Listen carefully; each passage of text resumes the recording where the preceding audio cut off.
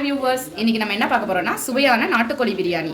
அதுக்கு என்ன பண்ணணும்னா ஒரு முழு கோழியை சுத்தம் பண்ணி எடுத்து வச்சிருக்கேன். இது சுமார் 1 கிலோ இருக்கக்கூடிய கோழி. இதுக்கு என்னென்ன தேவைப்படும்னா கோழி மற்றும் நறுக்கிய வெங்காயம், இஞ்சி பூண்டு விழுது, பொடித்த பூண்டு, தக்காளி, பச்சை மிளகாய் மற்றும் பாதாம் மற்றும் தேவையான நெய், நறுக்கிய கொத்தமல்லி, நறுக்கிய புதினா மற்றும் தயிர். பிரியாணி செய்வதற்கு முதல்ல அடுப்பை ஆன் பண்ணிவிட்டு ஒரு குக்கர் எடுத்து வச்சுட்டு அதுக்கு தேவையான அளவு எண்ணெய் ஊற்றிருக்கேன். எண்ணெய் ஊற்றினதுக்கப்புறம் தேவையான அளவு வெங்காயத்தை போட்டுக்கிட்டு வதக்க வேண்டியதான்.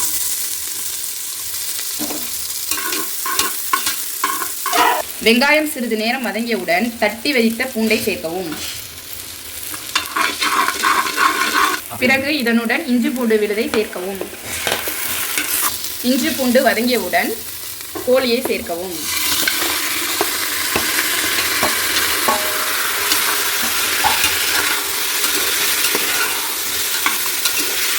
தேவையான அளவு உப்பை சேர்த்துக் கொள்ளவும்.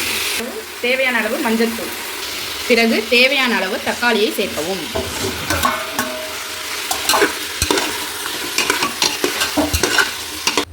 இப்போ வதக்குனதுக்கு அப்புறம் தேவையான அளவு தண்ணி ஊற்றிருக்கேன்.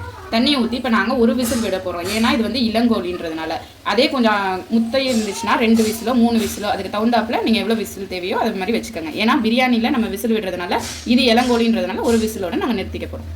வேக வைத்து எடுத்த பிறகு குக்கரை வைத்து பாதி நெய் பாதி எண்ணெய் ஊற்றி சூடானதுக்கு அப்புறம் ஒரு பொருளாக ஆட் பண்ண போகிறோம். ஃபர்ஸ்ட் பட்டையை ஆட் பண்ணிக்குவோம்.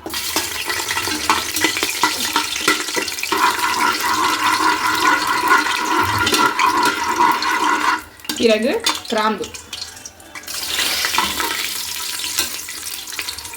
பிறகு ஏலக்காய்,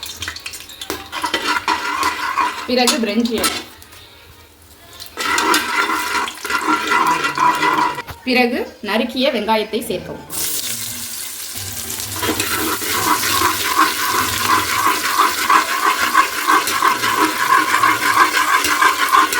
பிறகு பச்சை மிளகாயை சேர்க்கவும். பிறகு தக்காளியை சேர்க்கவும். தேவையான அளவு பிரியாணி மசாலா. பிறகு நறுக்கிய புதினா கொத்தமல்லியை சேர்க்கவும்.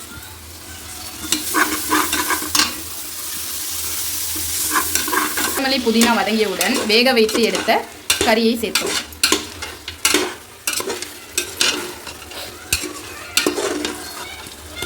இதனுடன் இந்த அளவு தயிரை சேர்க்கவும். பிறகு ஊற வைத்து எடுத்துக்கொண்ட பாஸ்மதி அரிசியை சேர்க்கவும். இதனுடன் வேக வைத்து எடுத்துக்கொண்ட கறி சாறை எந்த அளவுக்கு எடுத்துக்கணும்னா 1 கப்புக்கு 1.5 கப்பு அளவு வீதம் எடுத்துக்கணும்.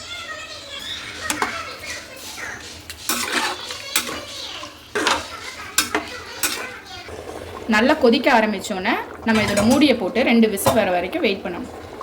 சுட சுட நாட்டுக்கோழி பிரியாணி தயாராகிட்டு. சுவைத்து பாருங்க, கமெண்ட் பண்ணுங்க, லைக் பண்ணுங்க, ஷேர் பண்ணுங்க, மறக்காம எங்க சேனலை சப்ஸ்கிரைப் பண்ணிடுங்க. தேங்க்யூ.